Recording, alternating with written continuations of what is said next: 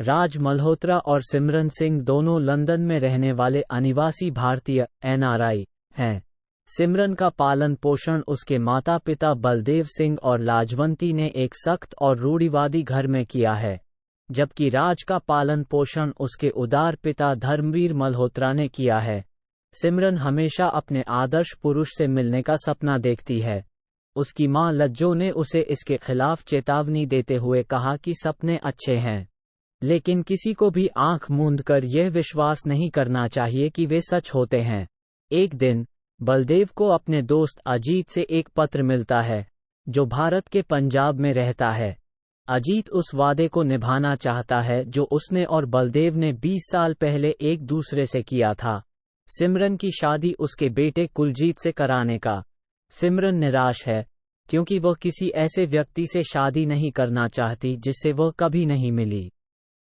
एक शाम राज बियर खरीदने के लिए समय बंद करने के बाद बलदेव की दुकान में प्रवेश करता है। बलदेव मना कर देता है, लेकिन राज बियर का एक केस पकड़ लेता है, काउंटर पर पैसे फेंक देता है और भाग जाता है। क्रोधित बलदेव ने राज को भारत का अपमान बताया। इस बीच धर्मवीर अपने दोस्तों के साथ पूरे यूरोप में ट्रेन यात्रा पर जाने के उसके अनुरोध पर सहमत हो जाता है, और सिमरन के दोस्तों ने उसे उसी यात्रा पर जाने के लिए आमंत्रित किया है। सिमरन बलदेव से शादी से पहले उसे दुनिया देखने देने के लिए कहती है, और वो अनिच्छा से सहमत हो जाता है। यात्रा पर राज और सिमरन मिलते हैं। राज लगातार सिमरन के साथ फ्लर्ट करता है, जिससे वो बहुत चिढ़ती है। दोनों की ज्यूरिख जाने वाली ट्रेन छूट जाती है और वे अपने दोस्तों से अलग हो जाते हैं, लेकिन एक साथ यात्रा करना शुरू करते हैं और दोस्त बन जाते हैं। यात्रा के दौरान राज को सिमरन से प्यार हो जाता है, और जब वे लंदन में अलग हो जाते हैं तो सिमरन को एहसास होता है कि वह भी उसे प्यार करती है। घर पर सिमरन अपनी मां को उस लड़के के बारे में बताती है जिससे वह यात्रा के दौरान मिली थी। बलदेव बातचीत सुन लेता है और अपनी बेटी पर क्रोधित हो जाता है। उनका कहना है कि परिवार अगले दिन भारत चला जाएगा। इस बीच राज धर्मवीर को सिमरन के बारे में बताता है और कहता है कि वो जल्द ही शादी करेगी। जब राज कहता है कि उसे विश्वास है कि सिमरन भी उससे प्यार करती है, तो धर्मवीर उसे उसके पीछे जाने के लिए राज उसे और बलदेव को लुभाने के लिए उसके घर जाता है, लेकिन उनके पड़ोसी उसे सूचित करते हैं कि उन्होंने अपना घर बेच दिया है और भारत चले गए हैं। भारत वापस आकर बलदेव अपने रिश्तेदारों और अपने दोस्त अजीत से फिर से मिल जाता है। दुखी सिमरन और उसकी छोटी बहन छुटकी को सिमरन का मंगेतर कुलजीत उसके अहंकार के कारण तुरंत नापसंद हो जाता है। सिमरन राज के लिए तरसती है, लेकिन उसकी मां उसे भूल जाने के लिए कहती है, क्योंकि वह जानती है कि बलदेव उनके रिश्ते को कभी स्वीकार नहीं करेगा। अगली सुबह राज उस घर के बाहर पहुंचता है जहां सिमरन रह रही है और दोनों फिर से मिलते हैं। वो उससे अपने साथ भागने की विनती करती है, लेकिन राज इनकार कर देता है और कहता है कि वह बलदेव के आशीर्वाद से ही उससे शादी करेगा।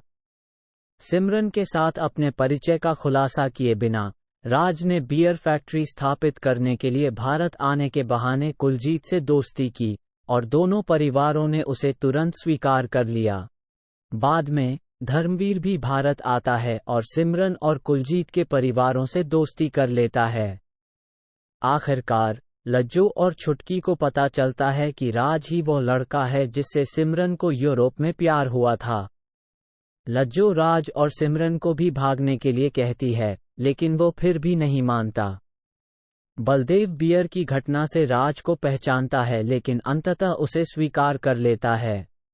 हालांकि जब उसे यूरोप में राज और सिमरन की एक साथ तस्वीर मिलती है, तो वो राज को थप्पड़ मारता है और अपमानित करता है और उसे छोड़ने के लिए कहता है।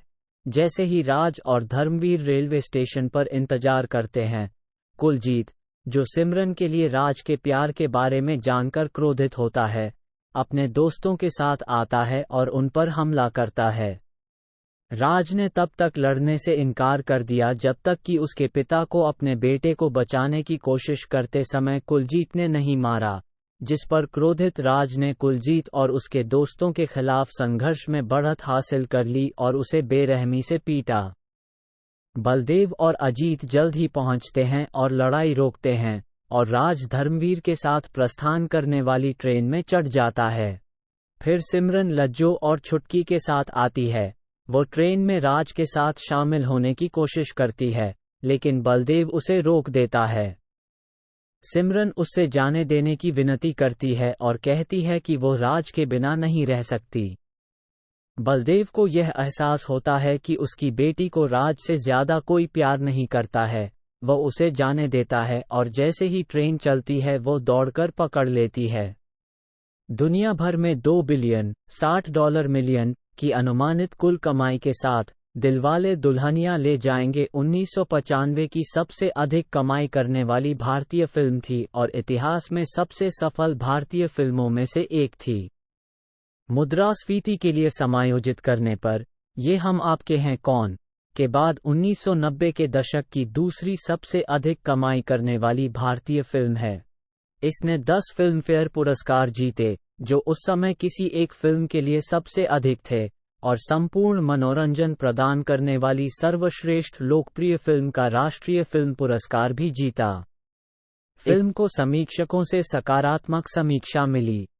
कई आलोचकों ने एक साथ मजबूत पारिवारिक मूल्यों को बढ़ावा देने और अपने दिल की बात सुनने के फिल्म के मिश्रण की प्रशंसा की।